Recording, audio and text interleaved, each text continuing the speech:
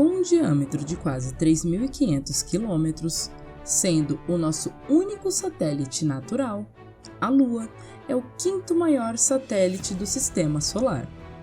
Conhecida por influenciar as marés e auxiliar na rotação do nosso planeta, sem a Lua, o nosso planeta não seria como nós conhecemos.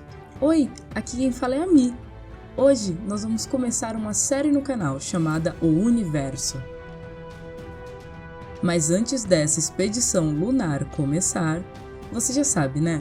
Vai deixando aquele like, se inscrevendo no canal e ativando o sininho de notificação, pois hoje nós vamos descobrir como surgiu a Lua.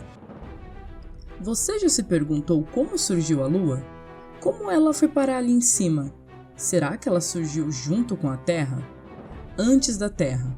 Ou depois da Terra? E como foi isso? Bom, hoje nós vamos descobrir como o nosso único satélite natural se formou. A Lua sempre fascinou a humanidade, inclusive os povos antigos, que se reuniam à noite em volta do fogo e contavam lendas sobre a Lua. Um dos mitos mais famosos é o do povo grego, da deusa Selene, a Lua. Selene tinha um irmão chamado Hélio, o Sol. Ele era lindo, todos admiravam Hélio. Um dia, movidos pela fúria da inveja, os demais titãs lançaram Hélio às águas do rio Erídano. Selene, a Lua, vendo o trágico destino de seu irmão, suicidou-se para ficar com ele, pois Hélio iluminaria o dia e Selene iluminaria a noite. Bom, essa história é bonita, porém não explica como surgiu a nossa Lua. Não são só os povos antigos que tinham teorias sobre o modo como a Lua surgiu. Ao longo do tempo, muitas teorias foram propostas para tentar explicar. Existe a teoria da captura. Ela fala que a Lua foi capturada pela força gravitacional da Terra, da mesma forma que Marte capturou os seus 2 satélites. Porém, isso não explica a semelhança entre a Terra e a Lua.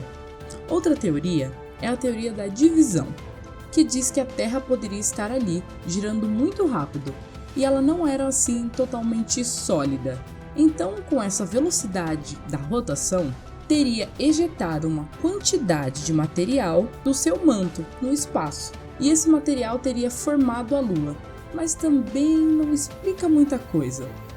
Tá, mas como eles descobriram então como surgiu a Lua? Bom, vamos agora para os anos 70, na corrida espacial.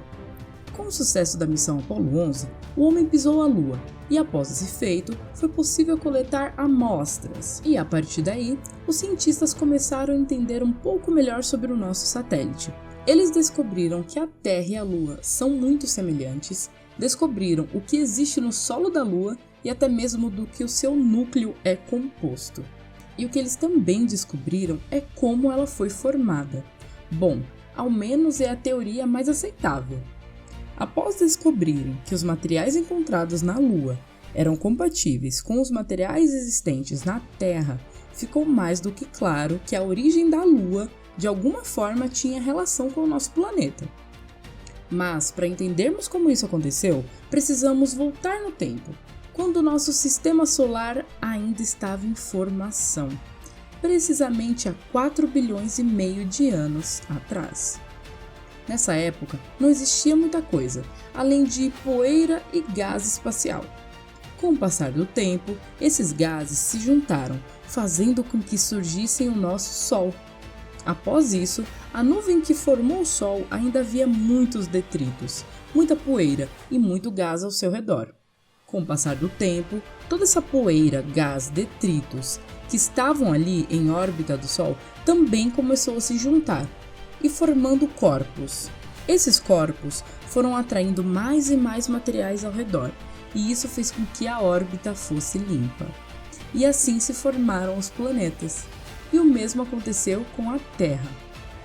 A prototerra, como é chamada, era totalmente diferente do que conhecemos hoje. Ela era coberta de lava, com algumas partes um pouco mais moles e outras um pouco mais sólidas. Lembra que eu disse que os planetas se formaram?